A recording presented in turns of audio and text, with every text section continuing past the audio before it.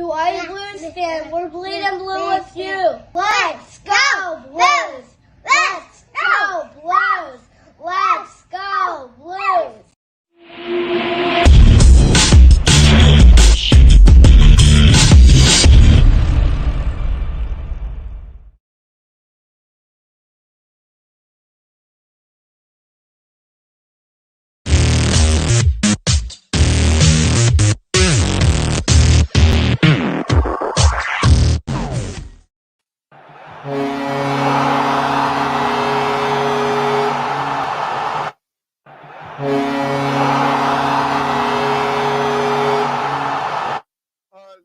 Aloha! Where'd my mic go?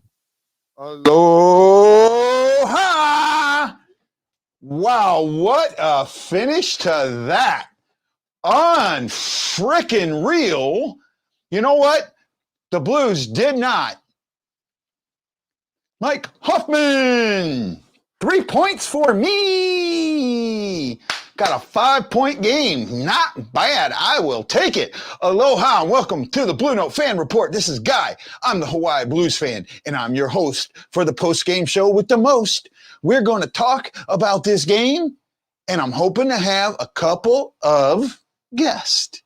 We'll see if they get in. I'm hoping I shared the right stuff to the right people. And let me double check my messages to make sure I sent it to them. Yes, I did. So I just got to see if they get in. Oh, my goodness.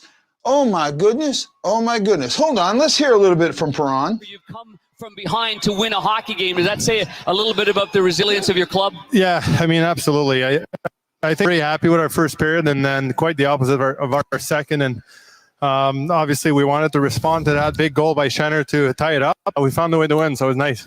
And the power play to begin the game, Mike Hoffman gets his first power play goal, but you had a couple of assists as well down the stretch there. Did you find that seam pass was available for you? I mean, it depends. I think on the tying goal there, Kruger, great job to just touch it to me. And it's just a little thing, but it's probably half a second that gives me time to find that seam. Otherwise, it's not there. The guy's recovered. So great play by him. He doesn't get an assist there, but it's a big play in my opinion.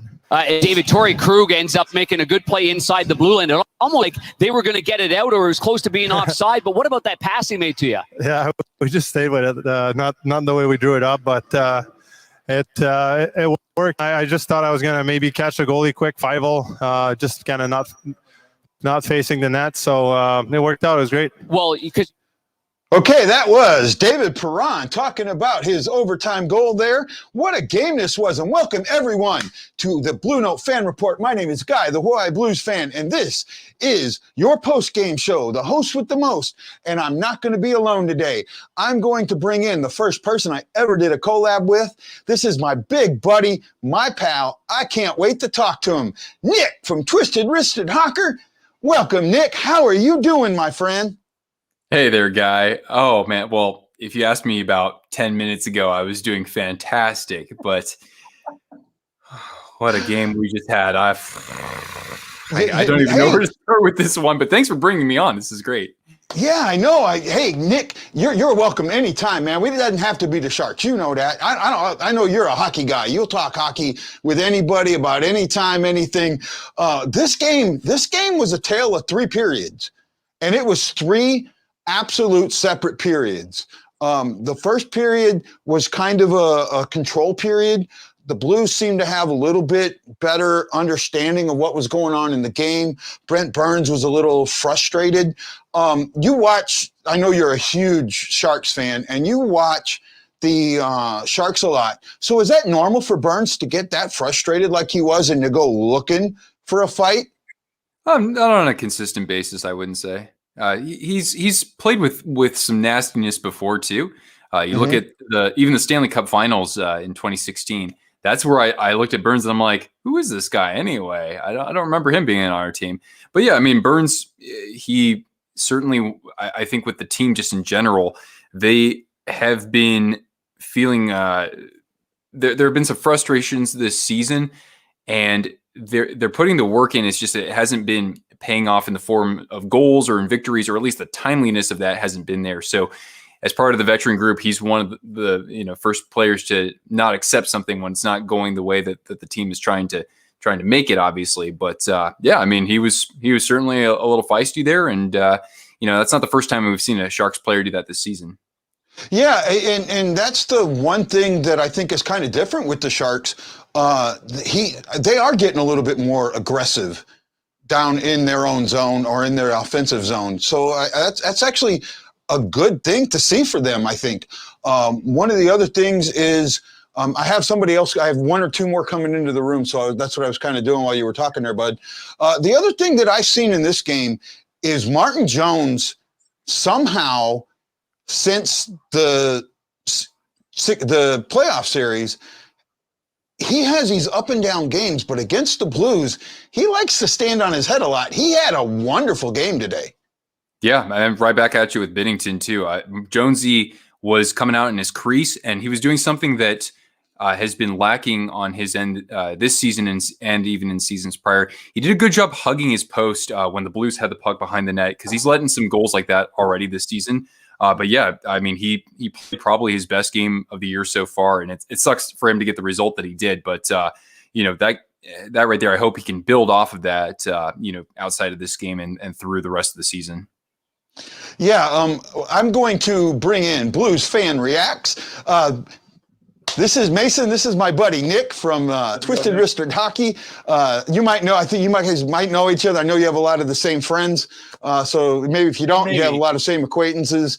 Like the Nick from the other Nick from Windy City Hockey, and some of those King Angus, and some of those guys that are in that group that you're in, Nick. Mason. Okay, let's hear it, bud. I just want to apologize to Nick right now because we didn't deserve a single point in that game. That was awful. Can we give both of them back because we don't deserve it? That second and third periods were awful. I'm happy, obviously, that we got 2 points. Obviously, and that overtime was a domination effort by the Blues. I thought for sure. I knew that once the Sharks touched the puck, they were going to take it to a shootout, no question about it. And they didn't get a chance to touch the puck. The Blues wouldn't let them. So I guess, and by the way, my jersey's in the wash, so I can't wear it. That's why I'm not wearing it. But I am wearing the winningest team in the NBA right now. So hopefully that's good luck. But no, I think that I'm not super happy with that game. I mean, and I don't think any Blues fan who watched this game full 60 minutes is super happy, especially with that second and third period. That first period was okay. I think the Blues did really well. But that second period was some of the worst hockey I've seen. And I was so down most of that game because I was like, come on, you're gonna lose the season series to Arizona and then come to San Jose and do this. So yeah. There would be a lot more screaming in the video if we lost that game because yikes. No, actually, I disagree with you a little bit, Mason. Right? Nick, I'm sorry. You okay, bud? Oh yeah, of course, okay. Absolutely. No, I disagree a little bit. I think we earned those 2 points. Now, we may not have played a full solid 60. But when it comes down to it, closing is the most important thing in the NHL. And you talked about the Sharks in the overtime trying to get a hold of that puck and keep it like they did the last time. You got to hand it to the Blues there for not letting them do that. And then that penalty, which almost never gets called in overtime, was a legitimate tripping penalty on a scoring chance. So it could have gone one of two ways. It was either going to be the called penalty or it was going to be a penalty shot. So, I'll take that. And the other thing that I'll take away from this game is the Sharks aren't as bad as I thought they were, but they aren't as good as they played either, if that makes a little bit of sense. Nick? Ooh, I'll be right back, guys. I'm sorry. Okay. Somewhat. I think that this was probably the most one of the more complete efforts I've seen with the Sharks this year, though, in general. In the first period, I think that even we still looked fairly good in terms of kind of cleaning up things in front of our net. You guys still had a ton of shots on goal. You guys were letting everything fly for sure. But I think, we showed that, when we actually get some good goaltending, the rest of the team can just feel a lot more steady out there. Not to mention we're doing this without one of our defensive pairings, essentially, with Carlson and Radim Šimić out there. It's interesting. I'd have to go back and look at that overtime call right there because Like when I saw, I mean, granted, of course, I'm going to have my biases, right? Yeah. But when I saw that, I was like, well, he's not like actually pulling on the player or anything like that. I saw his stick was level, and I know that the league's calling that. I just didn't really see any contact between like the blade and the hand. I don't know. What did you see on that? No, I did. You could tell as O'Reilly was coming across that he's getting ready to take the shot, and his stick pulls back. You could see because he's going for the shot, right? He's like here, and he does this. You can see him get pulled back. So at least that's what I saw. And that's what I thought the ref, because you look at where the ref was. The ref was in the corner behind the play. Uh-huh. So if the ref's looking at that, he's not going to see the hook. He's going to see that pull of the stick, because the guy's getting ready to take a shot and then it gets pulled back. So that's kind of what I saw. I'm getting a lot of people. At one point I had almost 30 viewers, and I'll never get that many, so it's great. Talking about the second period. No, I understood a little bit about what Mason was talking about the game, us not earning the 2 points, or, that we should have given him back. But you know what? When it comes down to it, the game is 60 minutes, and the Blues have lost a lot of games in the last minute because they didn't play that last minute. And they somehow figured out how to play 6-on-5 better than I've ever seen them play 6-on-5. And that is helping I'm thinking that Jones would have been the star of the game, and his defense kind of let him down there on that 6-on-5. Yeah, it was interesting. Looking at it, I thought maybe there could have been some tighter coverage from Dylan Gambrell on Braden Shen right there.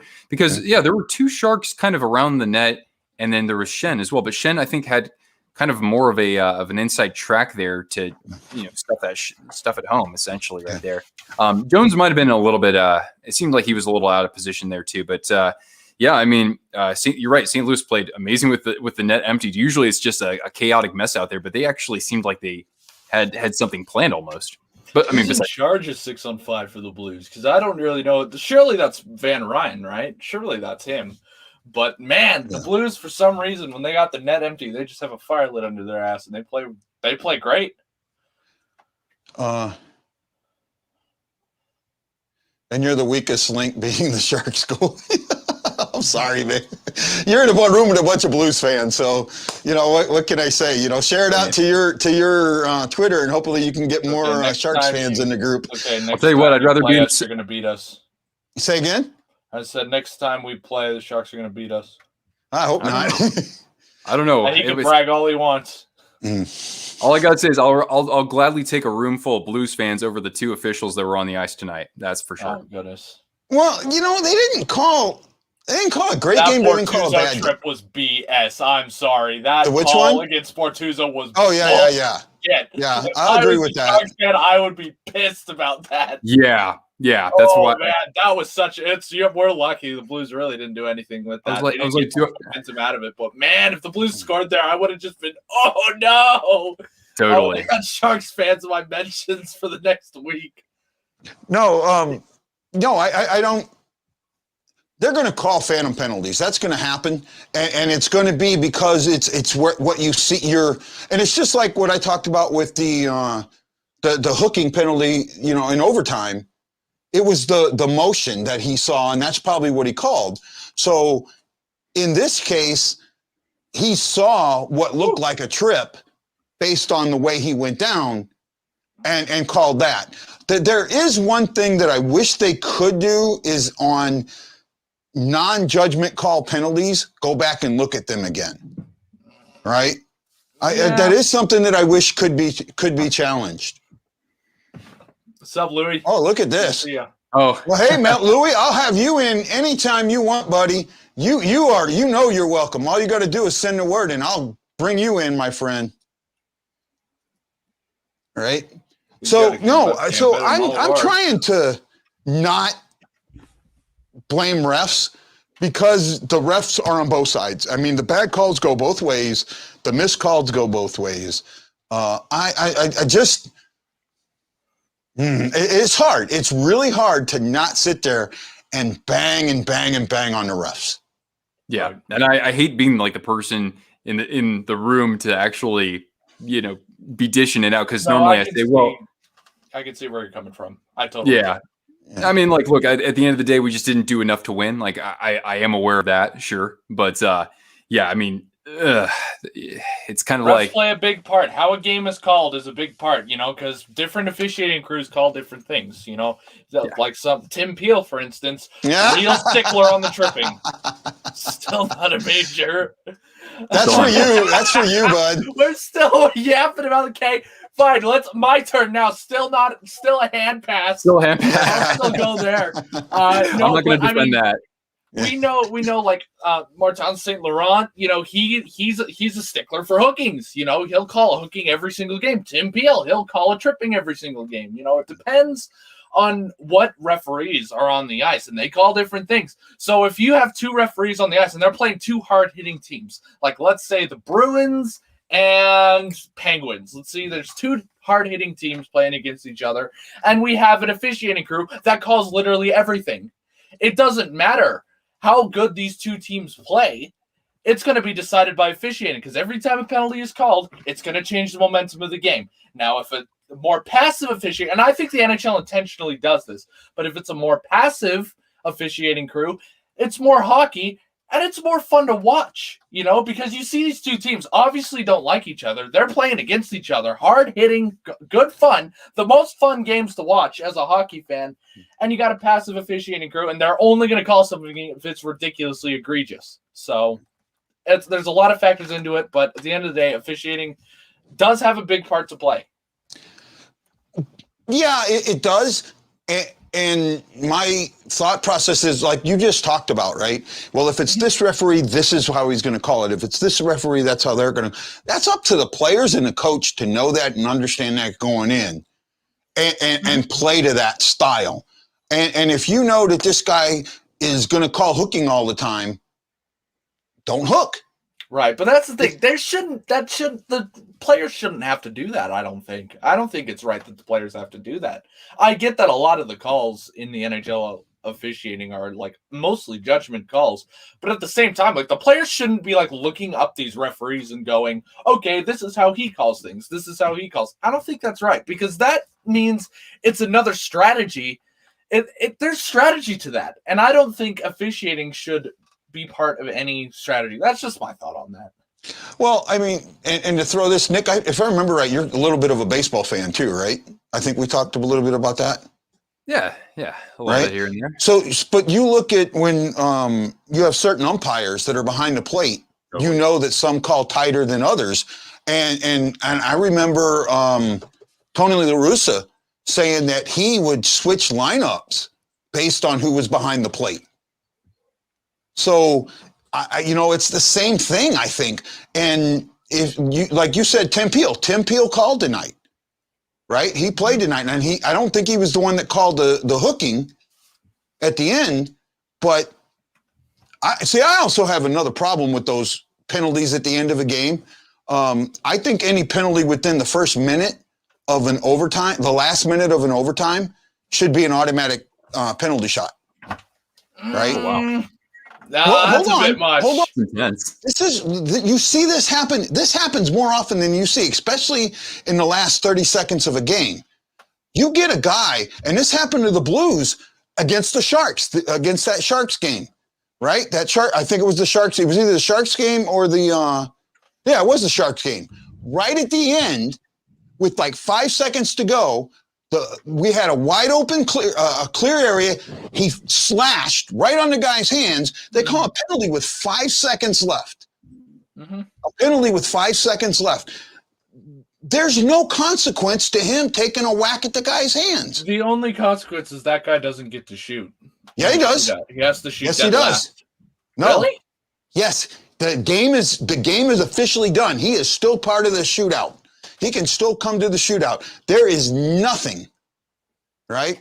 Lance is saying, Lance is the other guy I thought was going to be in. Unless it's flagrant, no penalty should be called in those time frames. I mean, that's something to look at too. And you just have won this conversation. Who just won? And I'm not sure who you're talking about there, buddy. I don't either, but I'm going to assume it's me because I have an ego the size of a galaxy. Needs to be more uniform in how the game's called. Oh, I think that's what he's talking about. It might have been me, actually. Yeah, hey, it's my show. Oh, what is this? I have no clue who you are, but please get out of my room. Right? I don't need foreign languages in my room. No, if you can't do English, please get out of my. I wish there was a way to kick these guys out. I don't know how to do it from StreamYard. I've gotten a couple of them, but neither here nor there.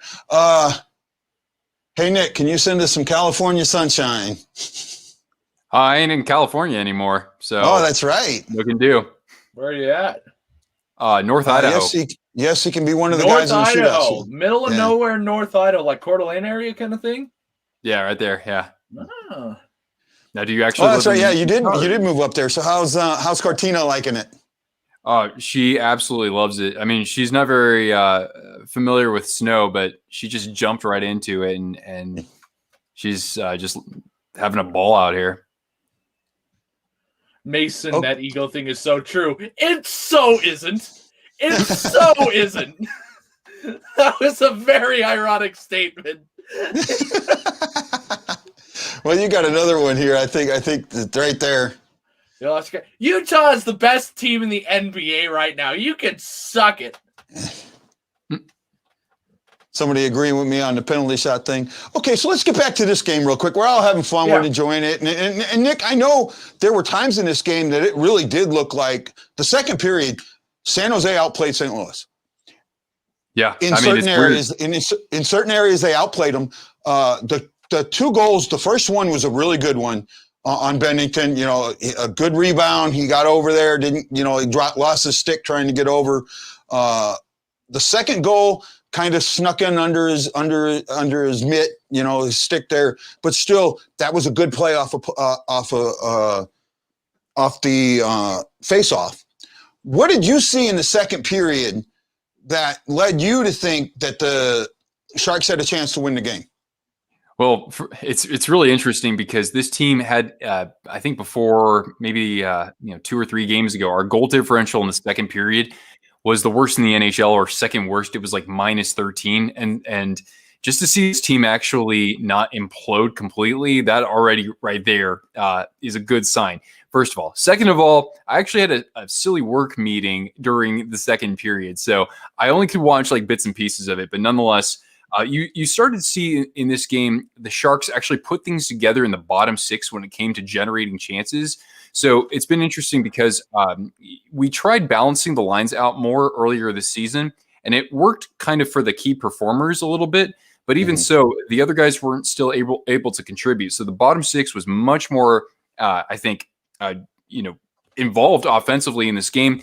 Of course, a lot of that was generated from the defensive end there. Guys like Dylan Gambrell, John Leonard, he obviously had a goal, and that's huge for him too. So I'm starting to think that maybe the bottom 6 is generating some confidence, I would say. So then that way we don't have to worry about, Hurdle and Couture scoring all the goals for us out there. So that was good. And as you alluded to earlier, the team was physical throughout the contest. And that's the kind of game that I think we need to play, because just from a skill, just looking purely at skill, I just don't know if we're that kind of team that can keep up with, especially teams like Colorado and Vegas in our division. Yeah, I kind of agree with you there. There's something here. Oh, yeah, that's right. Lance, thanks for saying that. Just everyone remember, the next game is an hour earlier. It's at 6 Central on Saturday. It is an hour earlier. Something about the stats that kind of surprised me. Hits, 31-27. San Jose. Right? Yeah. I contribute some of this to the first and the second period where the Blues had the puck more. But even in the second, they were out hitting and they controlled the puck a little more. But so they continued the out hitting. There was one that slash on Sanford or on Sundqvist, I thought should have been 4 minutes because it looked like he had blood on his lip. Do you remember what I'm talking about? I think it was in the second. Yeah, it was late in the second. Yeah, I saw that. That was a hard. I'm surprised that didn't draw any blood. That was a hard high. No, stick. you could see that there was. There was blood on his lip. There You wasn't could much see that. though. I thought for Yeah. sure he was losing a tooth. Dennis is saying the Blues are not even full throttle yet with all the injuries, but I'm happy with what I'm seeing. Well, I say yes and no. I say yes and no on that. Yeah, yes and no. One of the things that I wanted to talk to Nick about was, so coming into this season, you and me talked a little bit, and you know, just through Twitter and that, but San Jose was not considered, they were considered at the bottom of this group. They're going to the bottom three, basically. Mm-hmm. And you're sitting there watching, as you're watching them play, what do you think they're missing right now the most that could get them up into that empty seat? That's a great question. And you know, I thought that this team would actually be jockeying for that fourth spot more so, just because I thought last season was just a complete anomaly. It was like an implosion. You know, we had Hurdle, you know, Carlson, Couture, they were all out at different parts of the year. Actually, they were all out at one part, it seemed. But anyway, to answer your question more directly, I think we saw a lot of that tonight. Actually, I think we saw a lot of the formula sort of coming together with the Sharks. So they have games where they would score, you know, 4 goals, but Jones would be left hung out to dry, or he would play a bad game. Or they would have these games where, like I was saying earlier, maybe the top 6 was getting the job done, but there wasn't any offensive threat in the bottom 6 right there. So tonight, you saw the bottom 6 coming in. You saw better goaltending right there. You saw a physical team. So we had a lot of that going for us, honestly. But when I look at something like shot percentage, for example, this team just doesn't have the finish right now. That's, I think, one thing that's like certainly missing from this team. You look at them 2 seasons ago, you know, 18-19. We were, I think, 4th in the NHL in shot percentage. We were, I think, like 10.5%. But last year we were, you know, in the bottom 5 or 6 teams right there, and that's kind of where we've been this season as well. So that's a big component, actually. Mm-hmm. I actually have a question for you as well. Who are the Sharks starting next game? I would think that they would start Dubnyk just because he's been on the roster for the past couple of games, or he's been on the bench. So I would hope it would be him, because his first 4 games that he started this year have been fantastic. Okay. He's like 0-3-1 though, isn't he? Yeah, just the team isn't scoring any goals. He's like, I think his goals against it has not been Dubnyk's fault. Dubnyk's been pretty good. He's been Right. better than Uso for sure. Well, I was gonna see, ask. this is something. You remember that video that you and me, the first video you and me did, and the one that you asked me about the hand pass, and I told you that I thought it was the greatest play in St. Louis Blues history. I also think it was probably the worst play in Sharks history, because you guys seem to have never recovered. No, I'm being honest, that you haven't recovered from that yet. And you really, to me, you need a huge win, not a overtime win or something. You need a huge, we beat St. Louis and we can beat this team at their own game type win. And I think they tried to do that tonight, but you're not going to win a 2-1 game against us. You're going to have to win a 6-1, 6-3. You're going to have to get in there and pound and score lots of goals. And that's the thing that I think that's going to lift this team to that spot. You've got 5 more tries. Do you think that they can do one of those? Yeah, I think that one thing that helps us in that case, I saw this more tonight than earlier this season, is that we were actually just, especially in that second period there, we were shoveling a lot of pucks to the net and just crashing.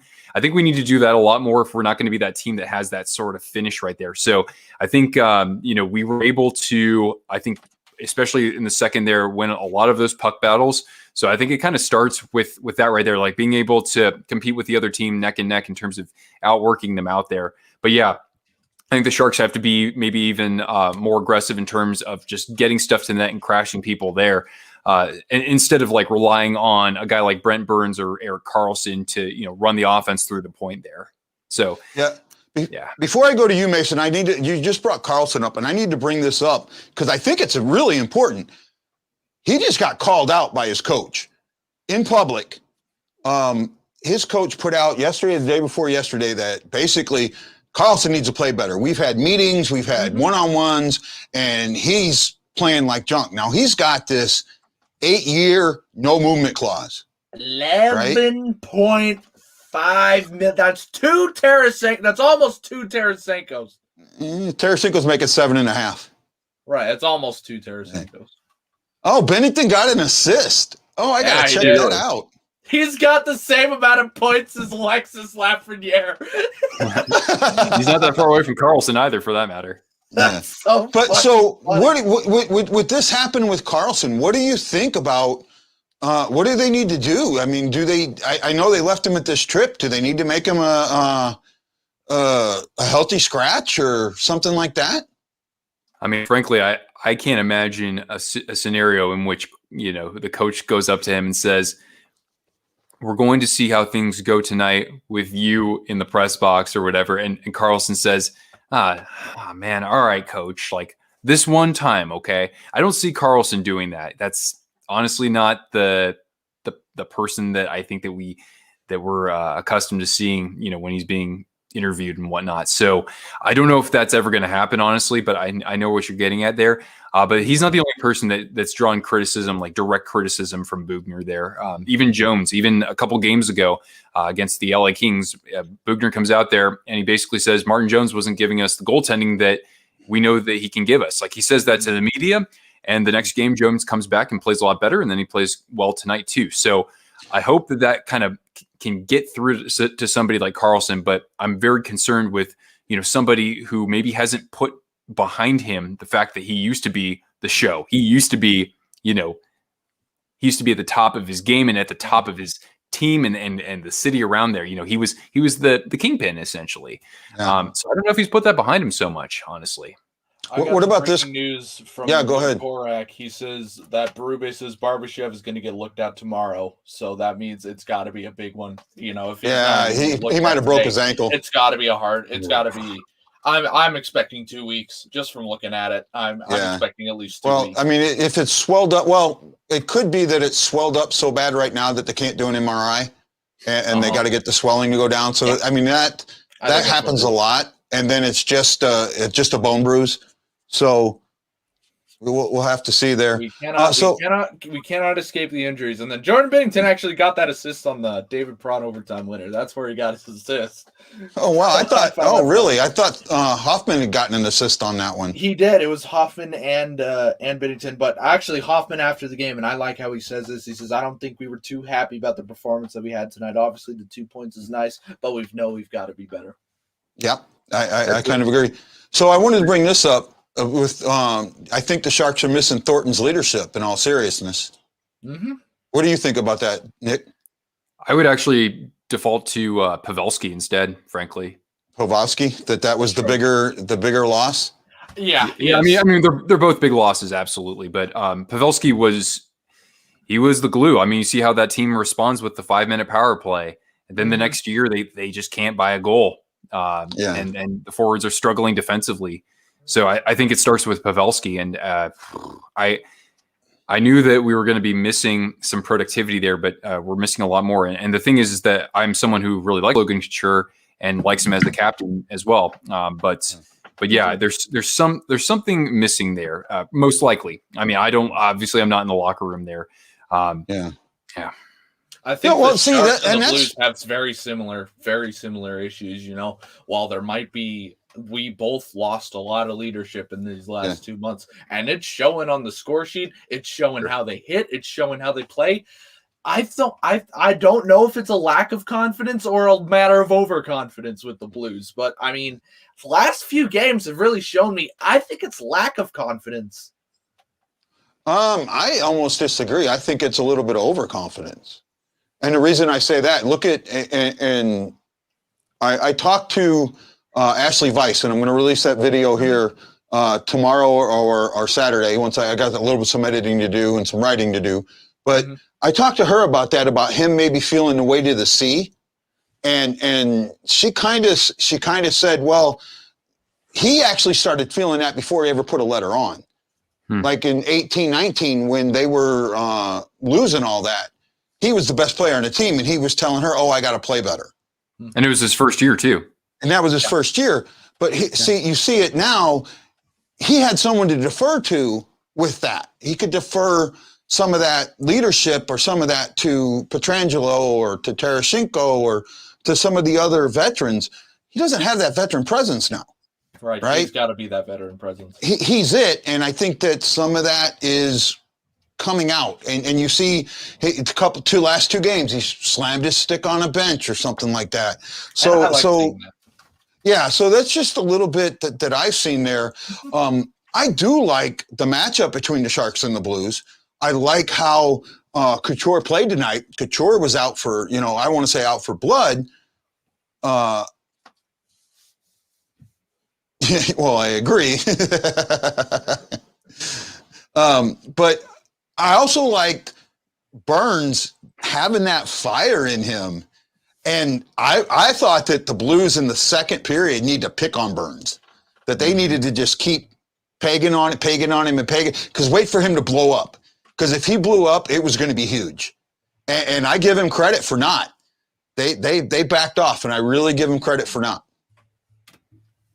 Yeah, you're going to see teams here, especially because the Blues, they can play one of the more physical styles of game, I think, in the division right there. Vegas can too, but Vegas can also be more of a run and gun team if they want to as well.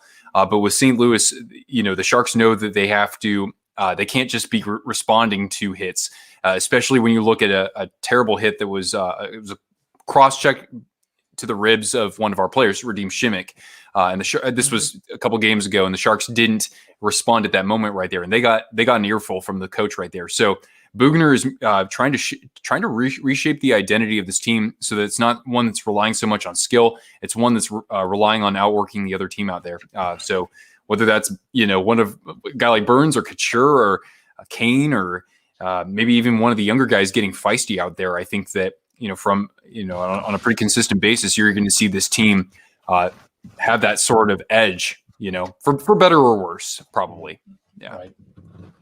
Well, Mason, I know you're not happy with this win, and I get that. I want to know what you saw in the second and the third that made you feel that we didn't deserve the 2 points.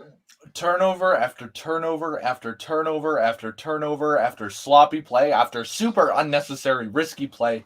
It was just back to back to back, and every single time the Sharks capitalized on it. Normally, I'm not too upset if they do a giveaway and there's like, oh shit, I'm going to get that puck back because we totally blew that. It seemed like they gave the puck away and it's like, okay, now we're on defense now. Like, it didn't seem like they wanted the puck back a lot of the time. And so it's not that I'm not happy about this win. Obviously, I'm happy about the win.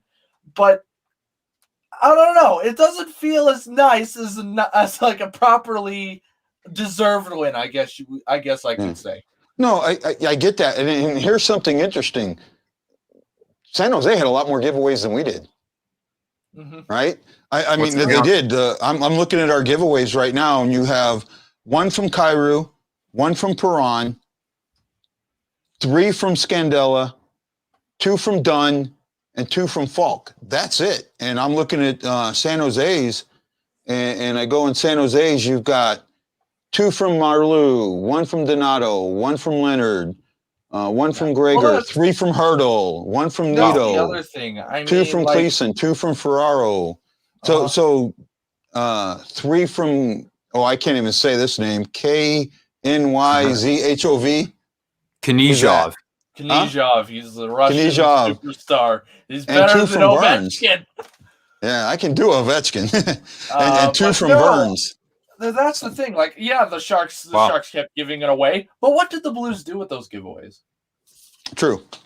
They didn't do anything with them. They just either lost it or, went out of play or they were offsides or something or another happened. They just never really capitalized. They did. I believe there was a 2-on-1 Shen and Kyrou midway through the second, but I think that was it.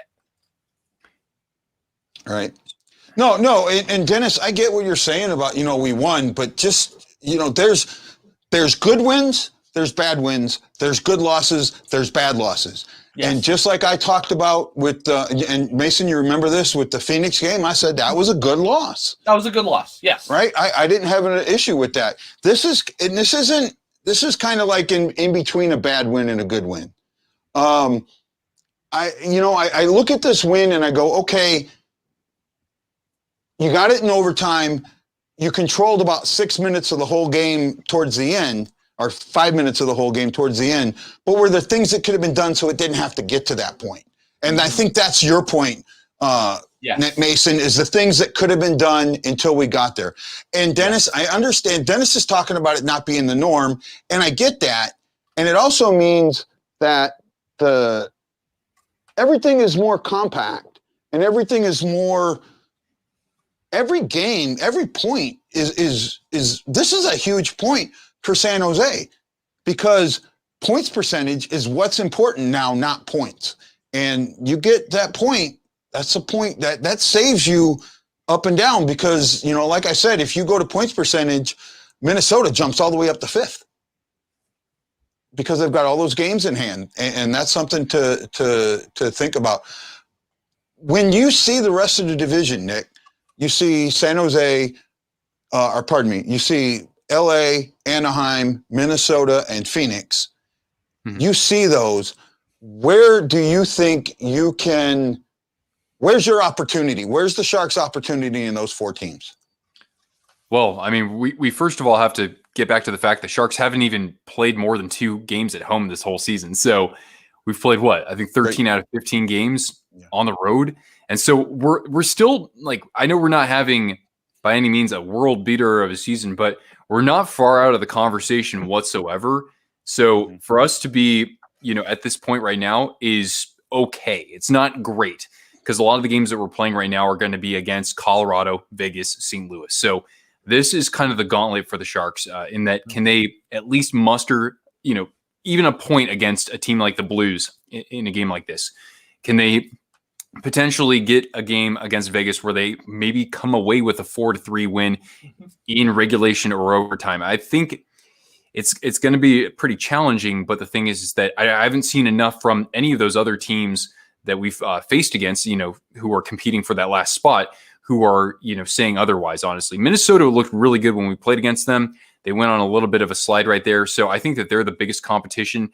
Arizona is a little Jekyll and Hyde to me. And to me, even though they've beaten us, both teams have beaten us so far this season, I still don't think that Anaheim or LA has the firepower on, like, when you have to lean on those veterans, when you have to lean on those guys who've been there before late in the season when it's crunch time. I don't think those teams have that personnel necessarily. Right. Well, if I'm a Sharks fan, and I mean this with absolutely no disrespect, but if I'm a Sharks fan, if I get a point out of a game against St. Louis, against Colorado, against Vegas, that's a win for me anyway.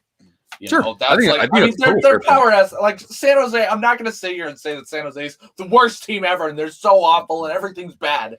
But at the same time, you know, like, these are good. It's not that the Sharks are bad against them. It's just that these teams are in the playoff race for a reason. They're projected contenders for a reason. So if you get a point, if the Blues are last place in the league and they get a win against, like, a powerhouse team like Tampa Bay, I say that's a win for me. So, like, when the Shen had that 1-0 overtime win on that dash strip against Tampa Bay in 2019, you know, the Blues were one of the worst teams. Tampa Bay was the best team.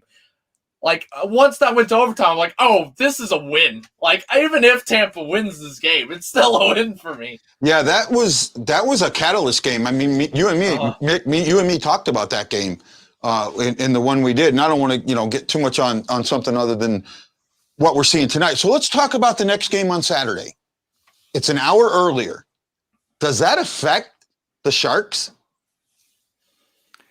I don't know. It's interesting because historically, if you ask the fans, we are just absolutely terrible in sort of what we refer to as day games. So it'll be. I don't know though, because I looked at the game we played against Vegas. It was a 1 p.m. game a week ago, and I actually think the Sharks played really well. They technically beat Vegas even strength. Tonight, the Sharks actually won the game even strength.